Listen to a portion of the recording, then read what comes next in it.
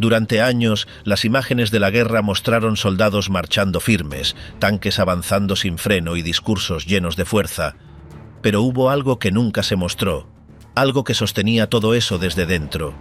¿Cómo seguía funcionando ese ejército cuando el cuerpo ya no aguantaba? Bajo cada uniforme, dentro de cada bolsillo, había algo más que balas.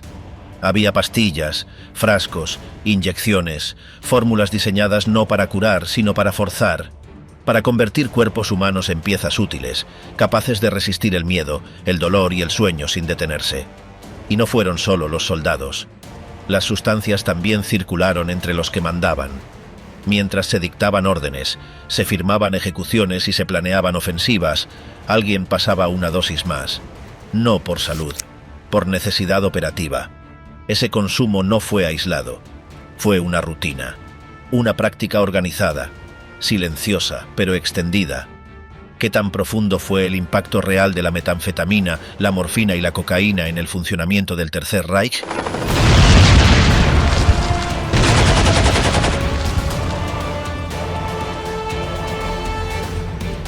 La píldora que cambió la guerra. Antes de que comenzara la guerra, Alemania ya tenía una droga que prometía eliminar el cansancio, mejorar el ánimo y permitirle a cualquiera seguir adelante sin dormir. Se llamaba Pervitin. Era una pastilla blanca, con forma hexagonal, y contenía metanfetamina pura. Al principio se vendía libremente en farmacias. No necesitaba receta, no estaba limitada por ley, y no parecía peligrosa.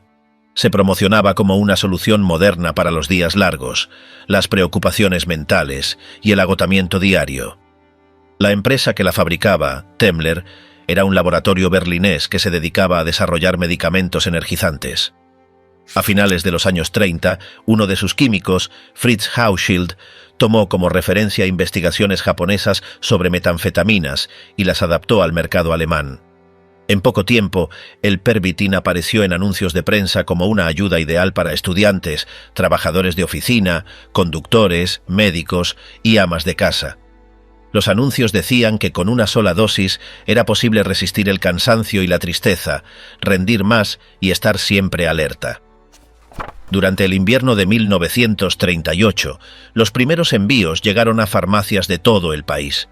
Los efectos eran inmediatos. La gente sentía una energía intensa, claridad mental y euforia. Muchos no sabían que se trataba de una metanfetamina. Para ellos, era simplemente una vitamina potente. Incluso se vendía en bombones de chocolate, que los estudiantes universitarios compraban para estudiar más tiempo antes de los exámenes. El producto se hizo tan popular que miles de personas lo usaban a diario sin tener idea de los riesgos. A medida que la popularidad del Pervitin crecía, algunos médicos comenzaron a notar efectos secundarios. Insomnio, temblores, cambios de humor y una sensación de agotamiento extremo cuando pasaban las horas de euforia. Pero las advertencias eran escasas. La mayoría de doctores, incluso los militares, pensaban que los beneficios eran mayores que los riesgos, sobre todo en un contexto donde la eficiencia era considerada una virtud nacional. En ese mismo tiempo, el ejército alemán se estaba preparando para una guerra rápida. Las nuevas estrategias militares exigían velocidad, movilidad constante y soldados capaces de avanzar durante días sin descanso. La idea de usar una droga para mantener despierta y activa a toda una fuerza militar no parecía tan descabellada. Fue entonces cuando el alto mando comenzó a experimentar con el uso del Pervitin entre tropas en entrenamiento. En marzo de 1939, poco antes de la invasión a Polonia, se aprobaron los primeros envíos de Pervitin directamente a las divisiones blindadas. Se entregaban cajas con miles de pastillas. Cada una iba marcada con instrucciones simples: tomar una al comenzar la jornada y otra si el cansancio aparecía. Los resultados sorprendieron a los oficiales. Los soldados se mantenían alerta, caminaban más de 50 kilómetros sin mostrar agotamiento y seguían órdenes sin quejas. El Comando Médico del Ejército, encabezado por el Dr. Otto Ranke, decidió estudiar el impacto real de la droga en condiciones de combate. Organizó una serie de pruebas con soldados voluntarios. Se midieron tiempos de reacción, resistencia física y toma de decisiones. En todos los casos, los resultados fueron positivos. Ranke concluyó que el Pervitin podía mejorar el rendimiento militar en campañas intensas. Esa conclusión sirvió como aval para que el medicamento comenzara a distribuirse de forma masiva entre tropas de infantería, unidades motorizadas y pilotos de combate. Cuando comenzó la ofensiva en Polonia, los soldados ya llevaban las pastillas consigo. Algunos informes describen cómo atravesaban largas distancias sin dormir, comiendo muy poco y manteniéndose completamente operativos durante días.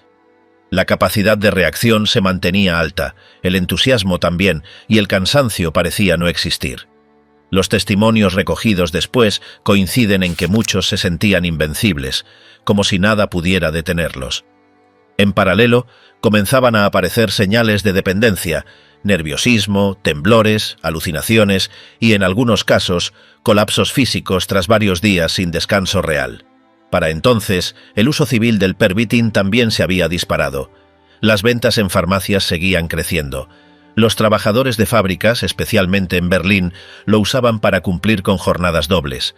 Las mujeres encargadas del hogar tomaban dosis para lidiar con las tareas diarias. Incluso algunos escritores y artistas declararon usarlo para mantenerse inspirados. Nadie hablaba aún de adicción. El producto seguía considerándose parte del progreso médico de la Nueva Alemania. La propia propaganda nazi no ignoraba el valor del Pervitin. En varios artículos internos se mencionaba su uso como ejemplo de avance científico. Mientras tanto, el laboratorio Temmler multiplicaba su producción para abastecer tanto a civiles como al ejército. En 1940 ya se producían millones de pastillas al mes. Algunas versiones incluían cafeína para aumentar aún más el efecto. Otras se vendían como tónicos restauradores. Todo estaba legalizado y respaldado por autoridades sanitarias. En las semanas previas a la invasión de Francia, el ejército alemán repartió más de 35 millones de pastillas entre las tropas que participarían en la campaña. La llamada guerra relámpago necesitaba soldados que no se detuvieran. Los planes de ataque exigían desplazamientos continuos, avances nocturnos y una moral elevada.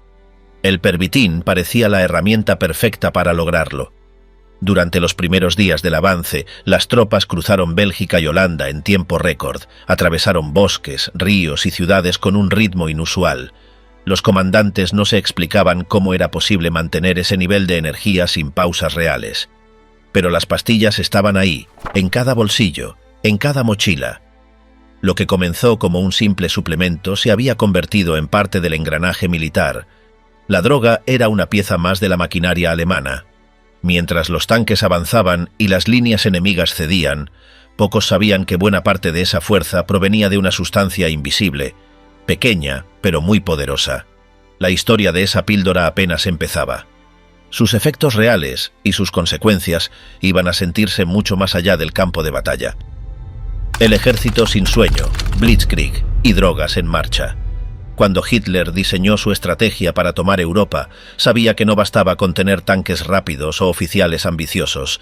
Hacía falta algo más, algo que empujara al soldado más allá del límite humano. Así nació la Blitzkrieg, o guerra relámpago, una forma de atacar con velocidad extrema, sin pausa, sin retroceso. Para que funcionara, había que eliminar un obstáculo básico, el cansancio, y para eso usaron comprimidos. Las metanfetaminas se convirtieron en el combustible invisible de esa ofensiva. El Pervitin, en particular, empezó a ser visto no como un medicamento, sino como una herramienta de guerra. Se repartía a granel. Miles de soldados lo llevaban en sus mochilas, junto con munición y raciones. En poco tiempo se convirtió en parte del equipo básico, una ayuda química para mantenerse despierto, avanzar de noche y no sentir el peso del agotamiento. La campaña de Polonia fue el primer ensayo. Funcionó. En solo 28 días, el ejército alemán ocupó el país entero. Las tropas avanzaban sin parar, en oleadas constantes, como si nunca necesitaran dormir. Fue entonces cuando el alto mando entendió que el Pervitin no era una ayuda ocasional, era parte del plan. Antes de la ofensiva sobre Francia, se repartieron más de 35 millones de tabletas entre tanquistas, pilotos y unidades de infantería. Se trataba de mantener el ritmo, de no perder ni una hora en descanso.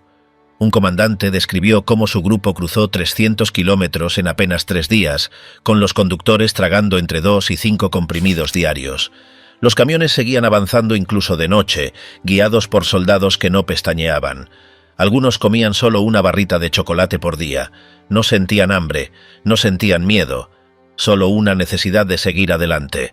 El doctor Otto Ranke, jefe médico de las Fuerzas Armadas, fue uno de los impulsores de este uso masivo. Decía que la sustancia ayudaba a mantener el ánimo, aumentaba la concentración y permitía sostener trabajos complejos sin interrupciones. Varios oficiales del Estado Mayor le pedían las raciones químicas directamente. Ranke registró todo en su diario. El pervitin estaba tan integrado al día a día de las tropas que se entregaba antes de cada gran operación, con instrucciones claras: usarlo para no dormir. El resultado fue una serie de victorias rápidas y devastadoras. Las divisiones Panzer se movían como una ola imparable. Atravesaban campos, bosques y pueblos sin frenar. En muchos casos, llegaban a ciudades antes de que el enemigo pudiera organizar la defensa. Algunas guarniciones francesas caían sin disparar un tiro, sorprendidas por el ritmo del avance. Había quienes pensaban que los alemanes eran inagotables, que nunca descansaban, y no estaban tan equivocados. Pero la euforia tenía un precio. Tras días sin dormir, muchos soldados colapsaban. Caían al suelo sin fuerza, sin poder levantarse. Algunos sufrían alucinaciones, otros temblores o confusión mental. Los efectos de la metanfetamina desaparecían de golpe, y lo que quedaba era un cuerpo agotado, deshidratado, tembloroso. A veces necesitaban días enteros para recuperarse. Era como si hubieran sido golpeados por una enfermedad invisible. La cadena de suministro también era clave. Si una unidad quedaba sin comprimidos, el rendimiento caía en picado. Había casos en los que los soldados, al no recibir sus raciones, sufrían ansiedad, ataques de pánico, violencia súbita, vómitos y hasta delirios. El ejército intentó controlar la distribución, pero era complicado. En algunos campamentos surgió incluso un pequeño mercado negro.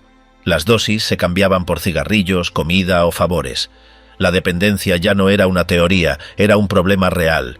En los primeros meses, los resultados eran innegables. Las ofensivas eran un éxito. La moral estaba alta, los soldados se sentían invencibles. Pero con el tiempo, los médicos comenzaron a ver señales preocupantes. Aumento de la presión arterial, ataques cardíacos, insomnio crónico.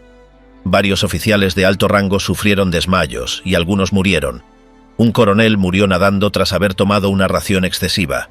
Un teniente general se desmayó conduciendo al frente tras ingerir varias cápsulas. Aún así, la maquinaria no se detuvo. El Estado Mayor valoraba más la rapidez que la salud. Las campañas de 1941 continuaron con el mismo patrón: marchas sin descanso, turnos prolongados, soldados que pasaban más de 70 horas sin dormir. En las batallas clave, como la ofensiva sobre el oeste de Francia, la metanfetamina volvió a jugar un rol crucial. Los aliados no podían comprender cómo avanzaban tanto en tan poco tiempo. Incluso Winston Churchill se mostró desconcertado por la velocidad de los tanques alemanes. No entendía cómo podían moverse sin parar, sin reabastecerse y aún así llegar con fuerza a cada enfrentamiento. Pero no era solo estrategia, era química. El verdadero motor de esas ofensivas no eran los motores diésel, eran los comprimidos. Los franceses, por su parte, no tenían nada parecido. Su ritmo era normal. Sus soldados se movían según el tiempo humano: comer, dormir, esperar órdenes. Eso les costó caro. El ejército alemán llegaba antes que los informes. Cuando una ciudad sabía que el enemigo se acercaba, ya era tarde. Los alemanes ya estaban ahí. Un informe francés describió la experiencia como una especie de alucinación colectiva. Las tropas estaban superadas no solo en el terreno, sino en la mente. El enemigo parecía ubicuo, impredecible, fuera de toda lógica. No seguía patrones, no respetaba las pausas, simplemente no se detenía. La guerra se volvió mental, y en esa guerra la metanfetamina fue el arma secreta. Los soldados alemanes no solo estaban entrenados, estaban alterados. Sus sentidos, su resistencia, su percepción del tiempo, todo estaba bajo el efecto de una sustancia que alteraba la realidad. Y aunque muchos no entendían lo que tomaban, lo consumían igual. Era parte de la rutina, parte del uniforme, parte de la guerra. La Blitzkrieg no se habría sostenido sin ese apoyo químico. No habría sido tan rápida, tan eficaz, tan letal. El mito del soldado imparable tenía una base muy real. No se trataba de mística ni de disciplina. Era cuestión de ración, de efecto, de rendimiento artificial. y aunque los efectos secundarios crecieron con el tiempo, en ese momento lo único que importaba era avanzar. Dormir podía esperar. La industria del estímulo. Producción masiva de Pervitin. En la Alemania nazi, los laboratorios no eran solo lugares de investigación médica. Se convirtieron en una extensión del poder estatal. Uno de los más importantes fue Temmler, una empresa que hasta entonces era poco conocida y que en pocos años pasó a estar en el centro del esfuerzo bélico. Allí se produjo el Pervitin, la pastilla que alimentó a millones de soldados y ciudadanos. Pero lo que pocos sabían es que la industria detrás de esta droga funcionaba con la misma lógica de guerra que las fábricas de armas. La historia comienza en Berlín, cuando el químico Fritz Hauschild adaptó investigaciones japonesas sobre metanfetamina para sintetizar una versión alemana. Fue en 1937 cuando la empresa Temmler patentó el Pervitin. La droga se presentaba en tabletas pequeñas, fáciles de fabricar, distribuir y consumir. Desde el principio, el objetivo era doble: ofrecer un producto para uso civil y al mismo tiempo tener algo útil para el ejército si llegaba el momento. La expansión fue rápida. A inicios de 1938 se lanzaron campañas publicitarias en toda Alemania. En los tranvías, en estaciones de tren y hasta en los diarios aparecían anuncios que presentaban el Pervitin como la solución ideal para la fatiga, la depresión y la baja productividad. Los médicos recibían cartas con muestras gratuitas y se les animaba a probar el producto y recomendarlo. La estrategia era directa: crear demanda desde abajo, dejando que la sociedad adoptara la sustancia sin necesidad de órdenes estatales. La producción se disparó. Temmler contrató más personal, expandió sus instalaciones y optimizó sus líneas de fabricación. El producto no requería ingredientes exóticos ni maquinaria especial. Se podía fabricar a gran escala con insumos accesibles dentro del país. Esto lo hacía ideal para una economía que ya se preparaba para la guerra y que buscaba reducir al mínimo las importaciones. El éxito del Pervitin provocó una reacción en cadena. Otras farmacéuticas alemanas, como Bayer y Merck, también comenzaron a interesarse en los estimulantes. Algunas desarrollaron productos similares, otros se dedicaron a distribuir y modificar las fórmulas originales. Pero Temmler llevaba la ventaja. Era el proveedor preferido del ejército y tenía el apoyo tácito del Estado. Sus ejecutivos sabían que estaban en el negocio correcto, en el momento justo. Con el inicio de la guerra, el vínculo entre la industria farmacéutica y el aparato militar se estrechó. El ejército comenzó a emitir órdenes masivas de Pervitin. Las pastillas se empaquetaban en cajas selladas, se etiquetaban con instrucciones básicas y se enviaban por tren a los frentes de batalla. En cada campaña el medicamento viajaba junto a los rifles y las raciones. Se volvió parte del equipamiento estándar. En 1940, los pedidos eran tan grandes que Temmler tuvo que trabajar a triple turno. La producción mensual alcanzó cifras de millones de unidades. Las instalaciones se expandieron aún más. Se automatizaron procesos, se abrieron nuevas plantas y se capacitó personal de forma acelerada. Todo con un solo propósito: mantener a Alemania despierta, productiva y en marcha. Pero no solo los soldados usaban Pervitin. Las autoridades civiles también lo promovían entre trabajadores. En las fábricas, en las oficinas de correos, en los hospitales, las pastillas circulaban como parte de la rutina. No era extraño ver cajas en los escritorios de supervisores o que los turnos nocturnos comenzaran con una dosis compartida entre empleados. Se convirtió en algo cotidiano. Se tomaba para rendir más, para no dormirse, para aguantar el estrés. Era legal, barato y, sobre todo, permitido por el sistema. Incluso se distribuyó en forma de chocolates. Los Hildebrand, bombones rellenos con metanfetamina, se vendían en kioscos y eran populares entre amas de casa y estudiantes. No llevaban advertencias. Tampoco había restricciones de edad. Se consideraban un producto moderno, parte del progreso científico nacional. El respaldo del régimen era claro. Aunque nunca se emitieron campañas oficiales, los altos mandos del partido sabían del impacto del Pervitin. Algunos informes internos del Ministerio de Propaganda mencionaban la droga como un apoyo útil para el esfuerzo nacional. Se hablaba de ella como una droga del pueblo, una herramienta para mejorar el rendimiento sin recurrir a métodos forzados. No se trataba solo de controlar el cuerpo, sino también de moldear la voluntad. La paradoja era evidente. Mientras el régimen condenaba públicamente el uso de drogas como símbolo de decadencia, promovía en secreto el uso de estimulantes como herramienta de control. El discurso oficial hablaba de pureza, salud y fortaleza moral, pero las fábricas de metanfetamina trabajaban sin pausa, impulsadas por contratos estatales y protegidas por normativas que las blindaban de cualquier crítica. En 1941, algunos médicos empezaron a notar señales de alarma: aumento de casos de colapso, adicciones silenciosas y efectos secundarios severos. Se propuso limitar el acceso al Pervitin, pero las medidas no se aplicaron con fuerza. Los intereses económicos y militares eran demasiado grandes. Además, la demanda seguía creciendo. En algunos sectores, si no había pastillas, la producción bajaba. En otros, los soldados exigían sus dosis con más insistencia que las raciones. La falta de regulación llevó a situaciones absurdas. Hubo cuarteles donde el suministro era tan abundante que surgieron mercados paralelos. Las pastillas se intercambiaban por cigarrillos, por favores e incluso por alcohol. En las fábricas civiles se empezaron a registrar robos. Algunos empleados llevaban cajas a casa, otros revendían los productos. El control se debilitó. Aún así, Temmler siguió produciendo. Incluso en los últimos años de la guerra, cuando los bombardeos destruían ciudades enteras, la empresa mantenía operativas sus instalaciones. Se convirtió en un símbolo de resistencia industrial, no por patriotismo, sino por conveniencia. Sabían que mientras la guerra continuara, sus productos seguirían siendo necesarios. La relación entre ciencia y guerra no era nueva, pero en Alemania alcanzó un nivel singular. El laboratorio dejó de ser un lugar neutro y se convirtió en un engranaje más del régimen.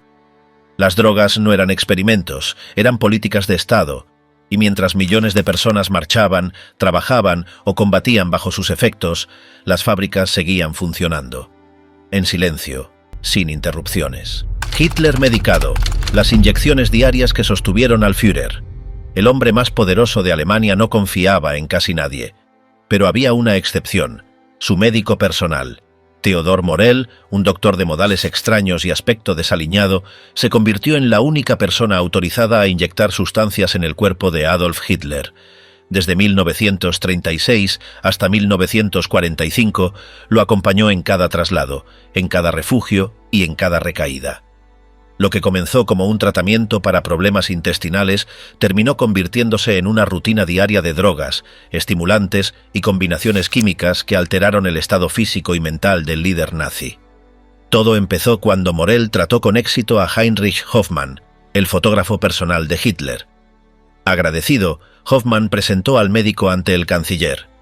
En esa época, Hitler sufría de molestias digestivas y fatiga constante. Morell le ofreció un tratamiento que prometía resultados rápidos.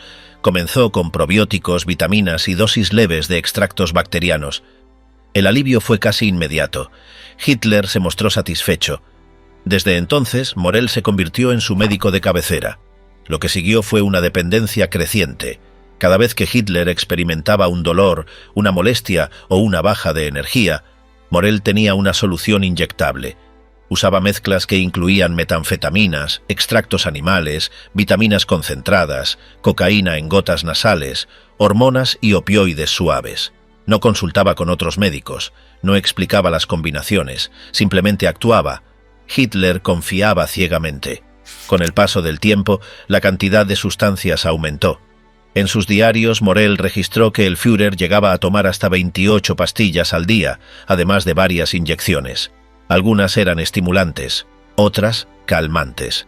También se le aplicaban compuestos experimentales como extractos glandulares de animales y preparaciones bacterianas no aprobadas. Cada mañana y cada noche, el dictador recibía su dosis sin preguntar qué contenía. Los miembros del círculo cercano notaban el cambio. Eva Braun, Albert Speer, Hermann Göring y Heinrich Himmler evitaron tratarse con Morell. Lo llamaban el canciller aguja por su afición a pinchar al líder con frecuencia excesiva. El despacho del médico era descrito como caótico, desordenado y antihigiénico. A pesar de las quejas, Hitler lo defendía. Decía que nadie más lo entendía tan bien. Durante la guerra, las inyecciones se volvieron más frecuentes. En 1941, cuando Hitler sufrió un resfriado persistente, Morell le administró altas dosis de cocaína en gotas para los ojos. Después, continuó con estimulantes orales para mantenerlo activo durante las largas reuniones del Estado Mayor. En sus notas, el médico justificaba estos tratamientos como necesarios para mantener el nivel funcional del comandante en jefe. Los efectos eran visibles. Hitler comenzó a sufrir temblores en las manos, sudoración excesiva, insomnio, cambios repentinos de humor y una energía irregular que alternaba euforia con apatía. Durante las reuniones, pasaba de gritar órdenes a quedarse en silencio absoluto, como ausente. Algunos pensaban que era parte de su estilo, otros sabían que algo no estaba bien. Morell no solo trataba a Hitler con drogas, también probaba nuevos compuestos. Tras el fallido atentado del 20 de julio de 1944, conocido como la Operación Valquiria, el dictador quedó herido. El médico aprovechó la situación para aplicar penicilina tópica, un antibiótico aún en fase experimental. No pidió autorización. Lo hizo por cuenta propia. El tratamiento funcionó, pero mostró hasta qué punto tenía libertad total sobre el cuerpo del Führer. En los últimos meses del régimen, las inyecciones eran diarias y múltiples. Hitler recibía una mezcla de metanfetamina, vitaminas concentradas, cafeína líquida y relajantes musculares. La intención era mantenerlo lúcido, aunque su estado físico ya era precario. Caminaba encorvado, con temblores constantes, y su rostro se veía hinchado. Las grabaciones de la época muestran un deterioro evidente. Morell seguía documentando cada dosis. Guardaba registros detallados de todo lo que administraba. Tras la guerra, estos archivos fueron encontrados y analizados. Mostraban una lista extensa de compuestos, desde el bromuro de potasio hasta derivados de morfina. El tratamiento no seguía protocolos médicos. Era un catálogo improvisado de sustancias aplicadas según los síntomas del momento. Los historiadores que revisaron los informes coinciden en que Hitler desarrolló una dependencia química progresiva. No era una adicción clásica, sino una forma de control físico sostenido por alguien de confianza. Morell no actuaba como médico convencional. Era un proveedor permanente de soluciones rápidas. Cada nuevo síntoma se enfrentaba con una nueva sustancia. A medida que el Reich se derrumbaba, el estado mental de Hitler empeoraba. Sufría episodios de paranoia, insomnio severo y una creciente obsesión con la traición interna. Pasaba horas encerrado, dictando órdenes sin sentido o repitiendo ideas delirantes. No está claro cuánto de ese comportamiento se debía a su ideología, a su salud mental o a los efectos combinados de los medicamentos. En abril de 1945, el médico seguía administrando inyecciones mientras el búnker se llenaba de humo y ruido. Aún entonces, Hitler pedía sus tratamientos como si fueran indispensables. El 22 de abril tuvo su última conversación documentada con Morell. Días después, el médico abandonó el búnker por orden directa. No estuvo presente en el suicidio del dictador, se refugió en el sur de Alemania. 3 años más tarde, murió de un infarto cerebral. Los archivos de Morell, encontrados por las fuerzas aliadas, permitieron reconstruir el tratamiento completo. El listado de sustancias, las dosis, los horarios y las combinaciones confirmaron lo que muchos sospechaban. Hitler no gobernaba solo con discursos y voluntad. Gobernaba sostenido por una red química que le permitía mantenerse activo mientras todo se derrumbaba a su alrededor. Morfina, poder y decadencia, la otra adicción de Göring. Hermann Göring fue uno de los rostros más visibles del Tercer Reich. Piloto condecorado en la Primera Guerra Mundial, fundador de la Gestapo, jefe de la Luftwaffe y segundo al mando después de Hitler. Pero también fue un hombre marcado por la adicción. Su relación con la morfina comenzó mucho antes de la guerra y nunca se terminó del todo. A lo largo de décadas, esa dependencia lo debilitó físicamente, minó su reputación y lo transformó en un personaje decadente, alejado del poder que una vez ostentó. La historia empezó en 1923, cuando participó junto a Hitler en el intento fallido de golpe de Estado en Múnich. Durante la marcha recibió un disparo en la pierna.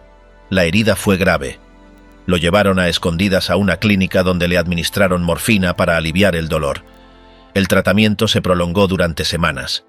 Las inyecciones se convirtieron en parte de su rutina diaria. Al salir del hospital ya no era el mismo. Cojeaba, había ganado peso y necesitaba las dosis para mantenerse en pie. Durante los años siguientes, su estado físico empeoró. En 1925, los médicos lo describían como un hombre inflado, pálido y con la apariencia de un anciano. Sus cambios de humor se volvieron impredecibles. Sufría episodios de violencia, delirios y desconexión con la realidad. En una ocasión atacó a una enfermera por negarle una inyección. Fue internado en un sanatorio en Suecia, donde pasó días en una celda acolchada. Salió con un certificado de cordura, pero su recuperación fue parcial.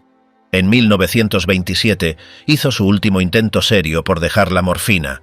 Logró cierta estabilidad y volvió al entorno político. Para muchos parecía haber superado la adicción. En 1928 obtuvo un escaño en el Reichstag. Un año después fue elegido presidente del Parlamento. Su imagen pública mejoró. Volvió a aparecer en actos oficiales, bien vestido, con porte de estadista. Pero las huellas del pasado seguían ahí, escondidas. Durante la década de 1930, mientras el poder nazi crecía, Göring mantenía su consumo bajo control aparente. Sin embargo, en 1937, un episodio volvió a encender la alarma. Mientras estaba en un sauna, recibió una llamada urgente de Hitler. Al día siguiente, desarrolló fiebre y un dolor de muelas agudo. El dentista le recetó un derivado suave de morfina, paracodina. Al principio parecía una solución temporal, pero en cuestión de semanas, la dosis recomendada ya no era suficiente. Comenzó a tomar hasta 10 pastillas diarias cuando lo normal era una cada 8 horas por pocos días. Su dentista se negó a seguir recetando. Göring buscó otras fuentes. Para finales de ese año su consumo era constante. La dependencia volvió, aunque esta vez disfrazada de medicación legítima. Nadie en su entorno podía ignorarlo. El jefe de la Luftwaffe, el segundo hombre del Reich, estaba nuevamente atrapado. En los años siguientes, acumuló reservas personales. Cuando fue capturado por los aliados en 1945, llevaba consigo 2 maletas llenas de paracodina. Se calculó que tenía más de 20.000 pastillas. Los soldados que lo arrestaron pensaron que se trataba de un narcotraficante. No sabían que estaban ante uno de los hombres más poderosos del régimen caído. Los efectos eran visibles. Su físico era grotesco. Había engordado tanto que su uniforme debía ser hecho a medida. Caminaba con dificultad, transpiraba en exceso y apenas podía mantenerse erguido en eventos públicos. Sus enemigos lo llamaban el cerdo dorado, en referencia a su gordura y a los uniformes llenos de medallas. Pero sus aliados también comenzaron a perderle el respeto. Algunos oficiales lo veían como un bufón sin control, un símbolo de decadencia rodeado de lujos y pastillas. Durante los juicios de Nuremberg se revelaron detalles de su dependencia. El propio Göring admitió ante su psiquiatra haber usado morfina durante años, aunque intentó minimizar el asunto. Dijo que solo la consumía para el dolor. Pero los registros hablaban de algo más profundo. La adicción no era ocasional, era parte de su vida. Los médicos que lo evaluaron durante el juicio notaron síntomas claros: insomnio, sudoración, ansiedad, cambios bruscos de ánimo. A pesar de eso, logró mantener cierta lucidez durante los interrogatorios. Algunos dicen que su mente permanecía aguda. Otros creen que solo estaba acostumbrado a funcionar bajo el efecto de los opioides. Los archivos encontrados tras la guerra mostraron que su adicción había sido tema de conversación dentro del círculo nazi. Theodor Morell, médico de Hitler, había advertido sobre su estado. Otros miembros del partido lo evitaban. No confiaban en sus decisiones, especialmente cuando debía dirigir operaciones militares. La Luftwaffe, bajo su mando, sufrió derrotas graves. Algunos atribuyen estos fracasos a su falta de disciplina. Otros al deterioro causado por las drogas. Aún así, Göring no perdió todos sus privilegios. Seguía siendo el rostro público del Reich. Participaba en desfiles, daba discursos y aparecía en noticieros. Pero detrás de esa fachada había un hombre agotado, sostenido por una rutina de consumo constante. La paracodina le permitía seguir, pero también lo hundía. Durante los años finales de la guerra, su figura perdió peso político. Hitler dejó de escucharlo. Otros líderes, como Himmler y Bormann, ganaron influencia. Göring se volvió irrelevante. Su poder se desvanecía mientras su adicción crecía. Pasaba más tiempo en su residencia de Karinhall que en los centros de mando. Sus decisiones eran vistas como caprichos. Su reputación como estratega se desmoronó. Cuando los soviéticos se acercaban a Berlín, Göring intentó tomar el control del gobierno. Envió un telegrama a Hitler proponiendo reemplazarlo como jefe del Reich. La respuesta fue inmediata: traición.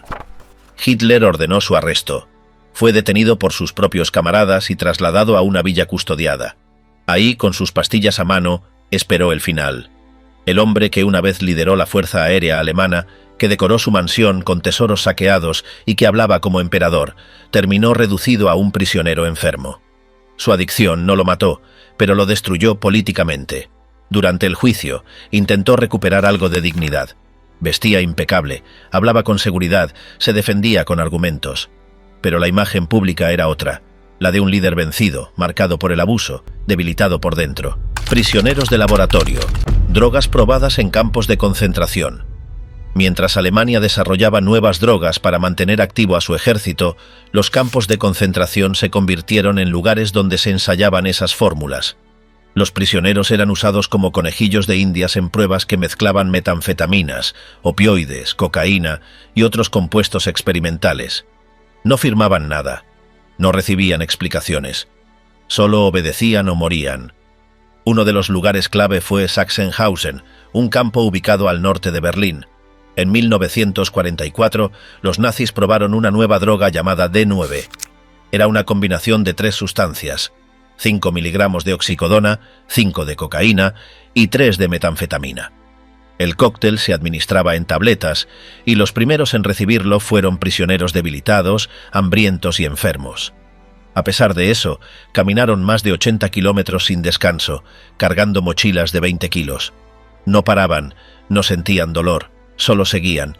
Los encargados del experimento anotaron cada detalle. Se midieron tiempos, reacciones, caídas, delirios. Todo era observado.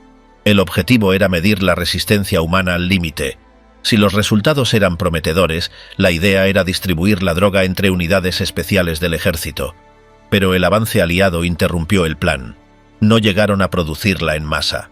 Los médicos a cargo de estas pruebas no eran improvisados. Muchos tenían formación científica, cargos universitarios y títulos reconocidos.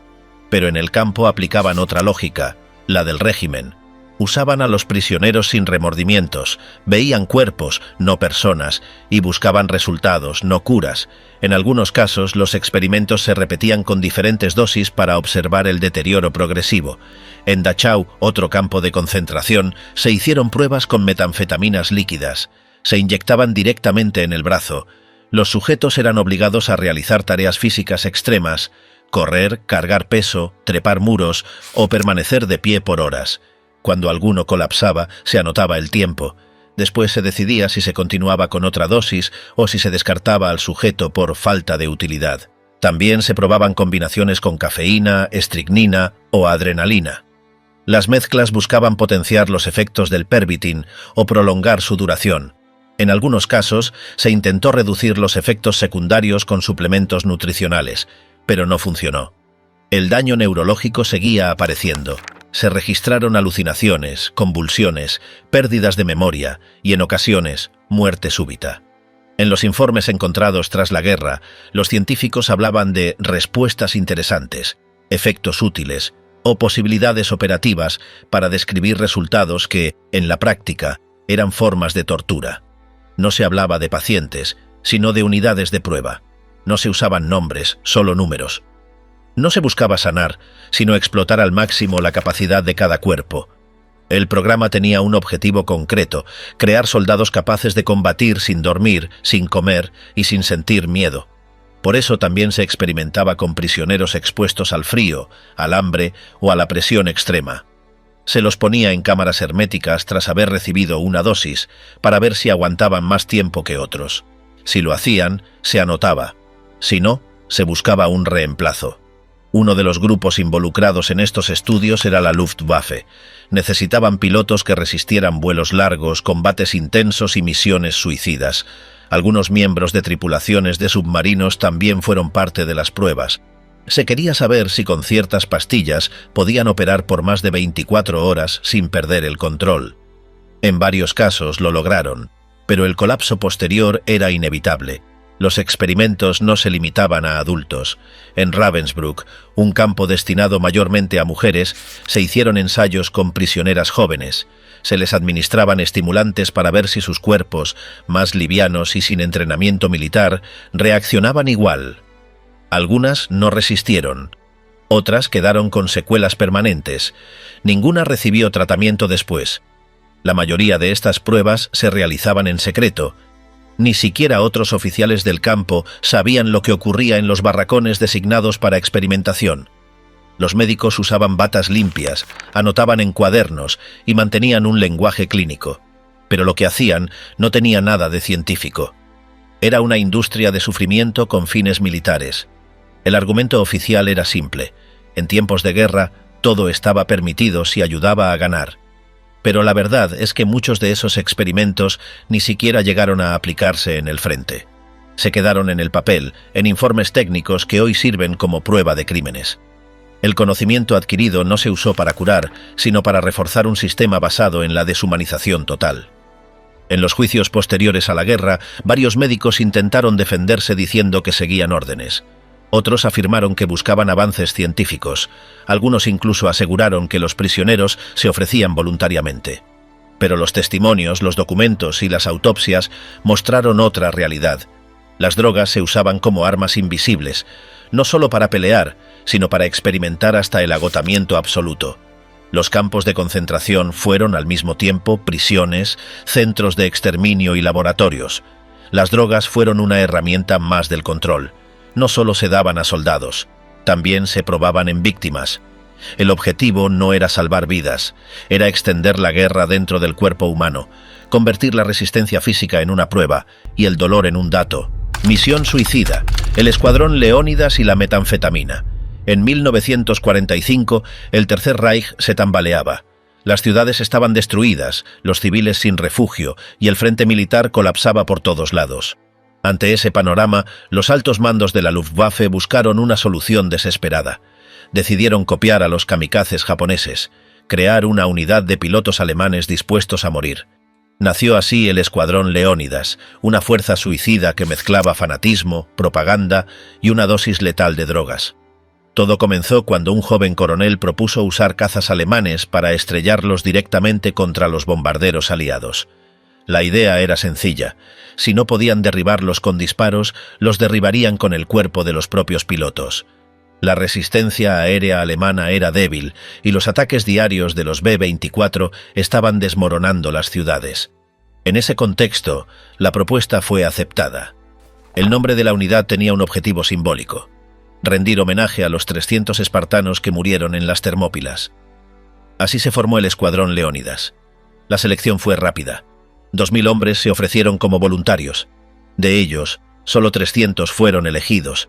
Todos eran jóvenes, la mayoría sin experiencia de combate. Recibieron un entrenamiento acelerado. En apenas 10 días se les enseñó a volar en línea recta, mantener altitud y embestir un objetivo desde la retaguardia. No había simulaciones reales, no tenían suficiente combustible ni repuestos, los aviones eran viejos, mal mantenidos y sin margen de error. Los mandos sabían que no bastaba con la voluntad. Había que preparar a los pilotos mental y físicamente para una muerte casi segura. Por eso recurrieron a todas las sustancias disponibles: metanfetamina, cocaína, opiáceos, alcohol. El objetivo era suprimir el miedo, aumentar la agresividad y bloquear cualquier pensamiento de huida. Antes de subir a los aviones, los pilotos eran sometidos a sesiones intensas de condicionamiento. Se les hacía cantar himnos de combate, se les mostraban imágenes de ruinas, de niños muertos, de mujeres enterradas bajo escombros. Luego se les entregaban las dosis. El día anterior al primer ataque se organizó una cena especial, un banquete a la carta con música y discursos patrióticos.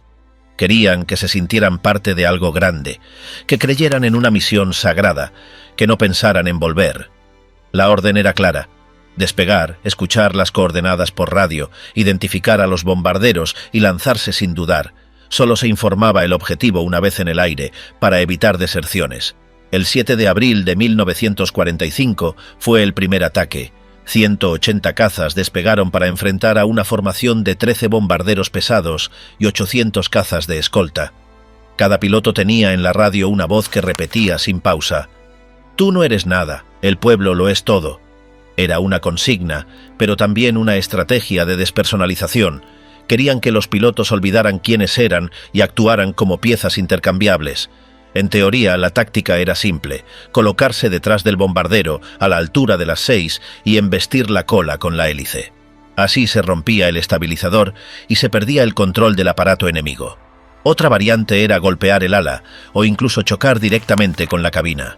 Los instructores sabían que los pilotos tenían una fracción de segundo para impactar. Por eso las maniobras complicadas fueron descartadas. Una vez en el aire, algunos comenzaron a arrepentirse. 60 regresaron a la base por fallos técnicos o miedo. Otros fueron derribados antes de acercarse. Solo unos pocos llegaron hasta los bombarderos. El primer impacto lo protagonizó Heinrich Henkel. Logró destruir el aparato líder, saltó a tiempo y sobrevivió. Otros no tuvieron tanta suerte. Las hélices y las alas de los cazas se transformaron en cuchillas que atravesaban el metal enemigo. Algunos impactos fueron tan violentos que desintegraron ambos aviones. La batalla duró apenas 45 minutos. El saldo fue confuso. No se logró frenar la ofensiva aliada. La mayoría de los pilotos murieron sin alcanzar su blanco, pero para la propaganda nazi fue suficiente. Se difundieron imágenes, nombres, frases patrióticas. Se los presentó como héroes. El sacrificio se convirtió en argumento de última hora para levantar la moral. En privado, sin embargo, los mandos reconocían que el resultado había sido un fracaso. No se volvió a organizar otra operación igual. Los archivos muestran que las drogas no fueron un complemento. Fueron esenciales. Sin ellas, la misión no habría sido posible. Los testimonios de quienes sobrevivieron relatan estados de euforia, desconexión emocional, ausencia total de miedo. Uno describió cómo volaba cantando, con una sonrisa, sintiendo que el cielo lo llamaba. Otro dijo que su cuerpo no temblaba, pero que su mente estaba apagada. El Escuadrón Leónidas fue una muestra de hasta dónde podía llegar un régimen en su fase final. Usar jóvenes sin experiencia, doparlos y enviarlos a morir sin garantías de éxito. La tecnología ya no importaba. Las estrategias fallaban. Solo quedaba el cuerpo humano como arma, y para eso necesitaban alterar la conciencia. No se trataba de heroísmo, sino de química. Aunque muchos de los pilotos murieron sin saber si cumplieron su objetivo, sus nombres fueron grabados en los muros de los últimos refugios nazis. Para algunos, fueron mártires. Para otros, víctimas de una maquinaria que no dudó en sacrificar a su propia juventud en nombre de una guerra perdida. El dopaje del poder, drogas en las SS y la jerarquía nazi. En el imaginario nazi, la disciplina era una virtud esencial. Los líderes hablaban de pureza, orden y control absoluto sobre cuerpo y mente. Pero en la práctica, muchos de los hombres más poderosos del Tercer Reich consumían drogas con regularidad. No se trataba de simples estimulantes. Era una cultura donde las sustancias químicas eran vistas como herramientas de rendimiento, poder o evasión. La contradicción entre el discurso oficial y los hábitos privados marcó a toda la élite del régimen. Las SS, concebidas como una orden de élite, no eran ajenas a estas prácticas. Aunque su ideología prohibía la debilidad y promovía la fuerza física, el consumo de sustancias estaba más extendido de lo que se reconocía. El pervitin circulaba abiertamente entre sus filas. Se administraba antes de operaciones de alto riesgo, interrogatorios prolongados o jornadas sin descanso. Algunos oficiales llevaban sus propias dosis, repartidas en frascos pequeños como parte de su equipamiento personal. El caso más conocido fue el de Heinrich Himmler. Como jefe de las SS, dirigía campos de concentración, operaciones de exterminio y misiones especiales.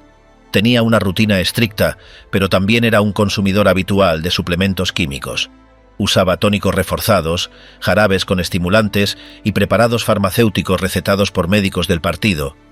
Aunque evitaba las inyecciones, prefería cápsulas que le permitieran seguir sin pausa. En sus agendas personales hay registros de más de 15 preparados distintos usados solo en un trimestre. Algunos oficiales de campo también incorporaron el uso de cocaína en gotas nasales. Se aplicaban antes de interrogatorios o combates cuerpo a cuerpo. La droga les producía un estado de alerta exagerado, que confundían con claridad mental. En ciertas unidades de las SS era común que los comandantes compartieran estos preparados con sus hombres, como parte de una rutina operativa. Nadie lo discutía. Nadie lo anotaba. Pero todos lo sabían. En reuniones oficiales, las bebidas ofrecidas en ocasiones incluían estimulantes disueltos. El alcohol también estaba presente, aunque en dosis menores. Se usaba para relajar tensiones después de decisiones difíciles. Los discursos ideológicos sobre sobriedad quedaban suspendidos en la intimidad de los despachos. En esas salas, entre retratos y mapas, se combinaban drogas y poder como si fueran parte de la misma ceremonia. Uno de los casos menos documentados, pero relevantes, fue el de Ernst Kaltenbrunner. Como jefe de la Oficina Central de Seguridad del Reich, coordinaba arrestos masivos, deportaciones y asesinatos sistemáticos. Durante sus horas de trabajo, consumía preparados que incluían alcaloides vegetales para mantenerse activo. Algunos testigos mencionaron que en sus momentos de mayor euforia hablaba sin pausa, daba órdenes contradictorias y luego se quedaba mirando en silencio por varios minutos. No era casualidad. La mayoría de estos hombres eran conscientes de lo que tomaban. No eran víctimas. Eran usuarios habituales. En algunos casos incluso tenían médicos personales que les ajustaban las dosis según la carga laboral o las emociones. Theodor Morell, el médico de Hitler, fue consultado en más de una ocasión por otros jerarcas, aunque pocos aceptaban atenderse con él por su higiene dudosa. Preferían contratar especialistas privados que les ofrecieran combinaciones discretas, lejos del conocimiento del resto del partido. Los archivos médicos encontrados tras la guerra mostraron que el consumo de drogas entre la élite del Reich no fue incidental, era estructural. Algunos usaban derivados del opio para calmar dolores, otros tomaban píldoras para dormir y muchos combinaban estimulantes con tranquilizantes para mantener un equilibrio artificial. Se trataba de vivir bajo presión constante, tomar decisiones brutales y mantener una imagen de dominio absoluto. Las sustancias ayudaban a sostener ese teatro. En los altos mandos de las SS, el consumo también era funcional. Durante las deportaciones masivas, por ejemplo, había oficiales que tomaban tranquilizantes para no perder el control. En los interrogatorios, otros recurrían a pastillas para mantener la energía durante largas horas. Incluso en las ejecuciones se registraron casos de alcohol o metanfetamina usada por el personal como forma de evitar el colapso nervioso.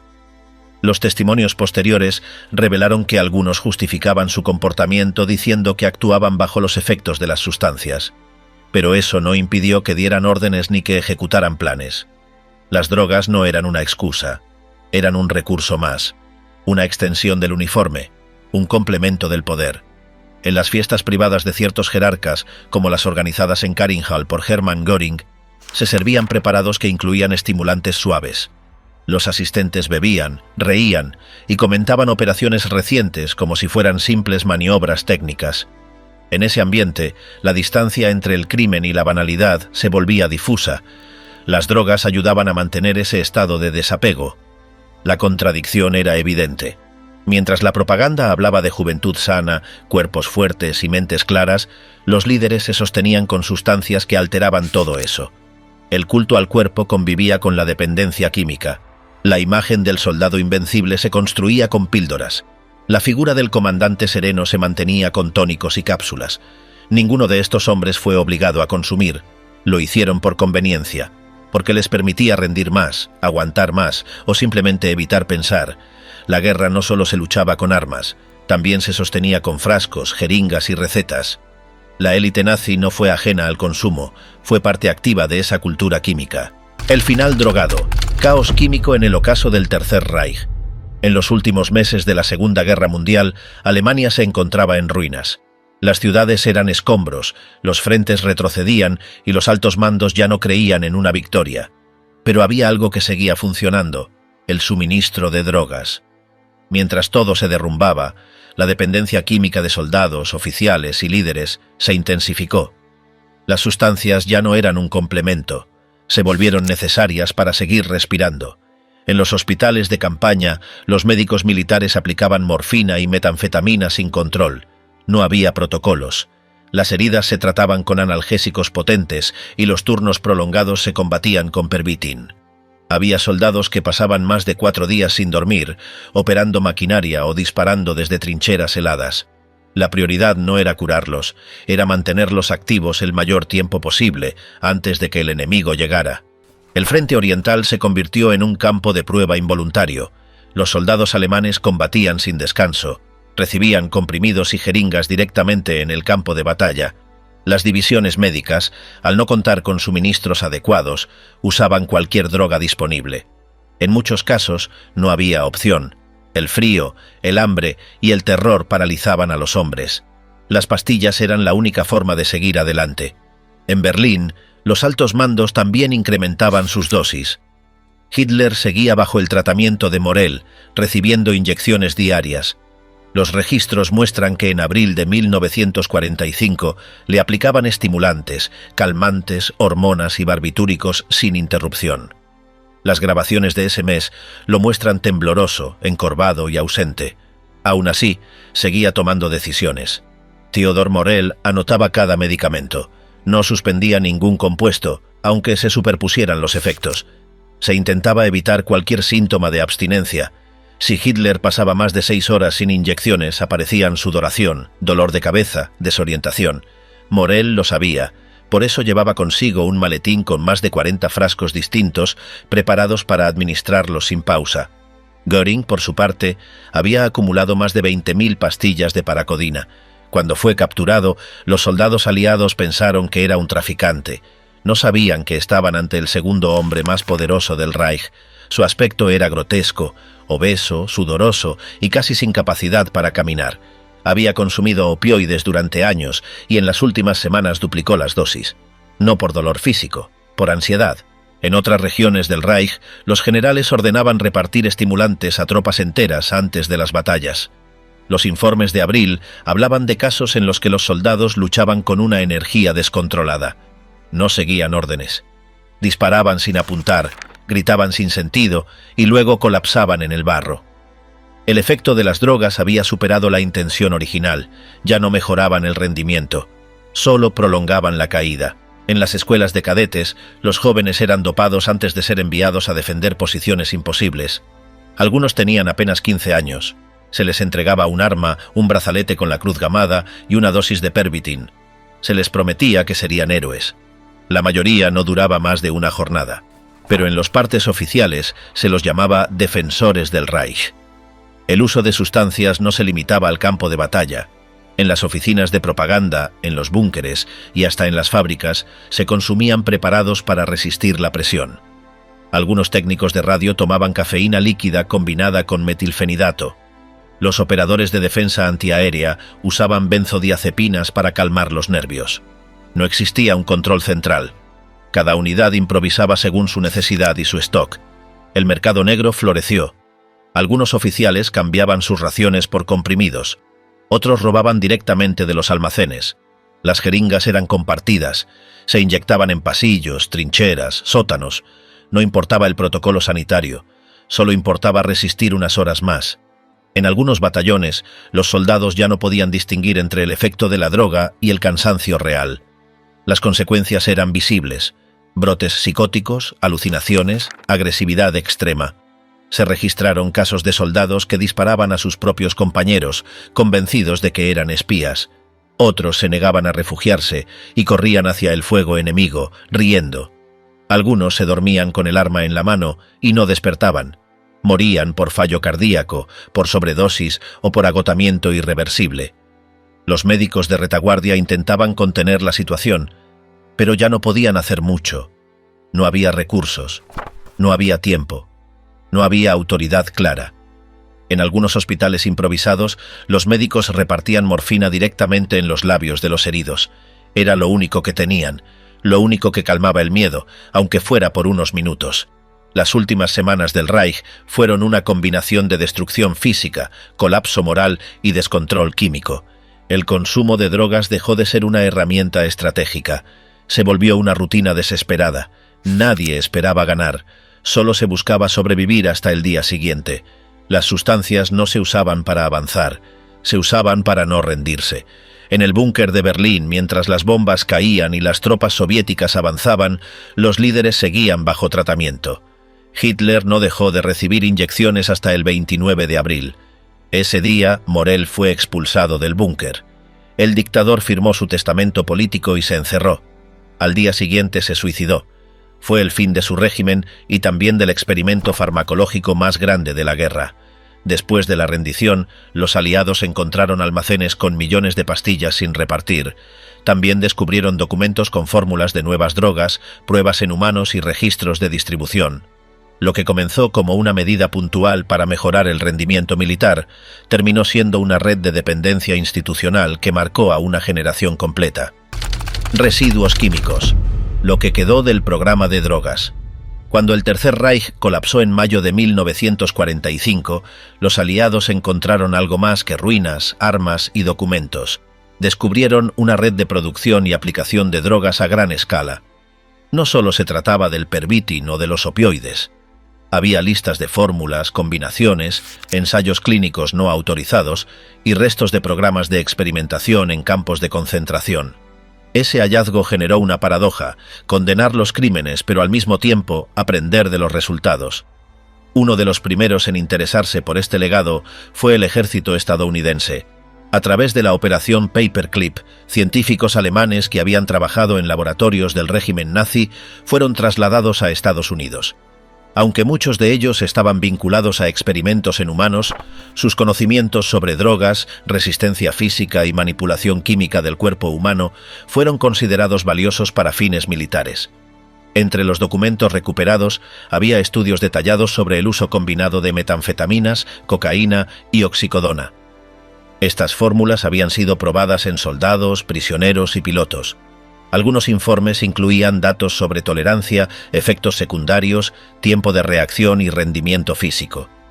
A pesar de su origen, estas investigaciones influenciaron el desarrollo posterior de estimulantes usados por militares durante la Guerra Fría. En Europa, los países ocupados también encontraron rastros del experimento nazi con drogas. En Francia y Bélgica se incautaron cargamentos de Pervitin. En Noruega se documentaron casos de soldados que siguieron consumiéndolo meses después de la rendición. No sabían que era una droga ilegal, para ellos era una ayuda más del uniforme. Durante los juicios de Nuremberg, el tema de las drogas no fue central. Se mencionó el uso de sustancias, pero no se lo trató como crimen autónomo. Sin embargo, los testimonios de algunos médicos y oficiales dejaron claro que el uso de drogas fue una política estatal, no una iniciativa individual. Era parte de la estrategia de guerra. En los años siguientes, la industria farmacéutica internacional revisó varios de los compuestos creados en Alemania. La metanfetamina, por ejemplo, fue reclasificada y restringida. En algunos países se usó bajo prescripción médica para tratar trastornos de atención o como supresor del apetito. Pero en casi todos los casos se reconoció su alto potencial adictivo. La oxicodona también continuó su camino. Fue sintetizada por primera vez en Alemania en 1916, pero durante la guerra fue uno de los ingredientes de los cócteles nazis para soldados. A partir de 1945, se utilizó en tratamientos contra el dolor en veteranos de guerra. Décadas más tarde, se convirtió en el centro de una crisis de salud pública en Estados Unidos, debido al abuso masivo y la dependencia que generaba. Lo que fue desarrollado como medicina terminó siendo una droga devastadora. Otro de los legados menos visibles fue la normalización del uso de sustancias para fines de control. El Tercer Reich no promovió el consumo recreativo, sino el uso funcional. Las drogas se aplicaban para trabajar más, combatir sin miedo, dormir menos, interrogar con mayor intensidad o ignorar el dolor. Esa lógica, trasladada a contextos diferentes, sirvió de modelo para ciertos experimentos militares y programas de rendimiento humano en otras potencias. En la Unión Soviética, por ejemplo, durante los años 50 se ensayaron sustancias derivadas del Pervitin en cosmonautas y soldados. En Estados Unidos se desarrollaron programas como MK-Ultra, donde se experimentó con drogas para modificar el comportamiento. Aunque no siempre se mencionaba, el antecedente nazi estaba presente como referencia técnica. En Alemania, el proceso de desintoxicación fue lento. Durante los años 50 aún se encontraban restos de Pervitin en botiquines rurales. Algunas generaciones crecieron con la idea de que ciertas pastillas eran parte de la vida cotidiana. Hubo campañas de información, cambios legislativos y un intento por borrar ese pasado. Pero los efectos sociales de casi una década de consumo institucional no desaparecieron fácilmente. Los historiadores médicos comenzaron a estudiar estos temas recién a partir de los años 80. Fue entonces cuando surgieron trabajos que documentaban el uso masivo de drogas en el Tercer Reich. Antes de eso, el tema había sido marginal. La imagen del soldado nazi se asociaba al fanatismo y la disciplina, no a la farmacodependencia. Pero los archivos decían otra cosa. El libro Blitzet, del periodista alemán Norman Ohler, fue uno de los primeros en reunir toda esta información de forma accesible. Mostró cómo las sustancias estaban en el centro del aparato militar, no en los márgenes, cómo las decisiones estratégicas se tomaban bajo el efecto de compuestos químicos, y cómo los principales líderes del régimen dependían de medicamentos para mantenerse funcionales. Otro aporte fue el estudio de las farmacéuticas que trabajaron con el régimen.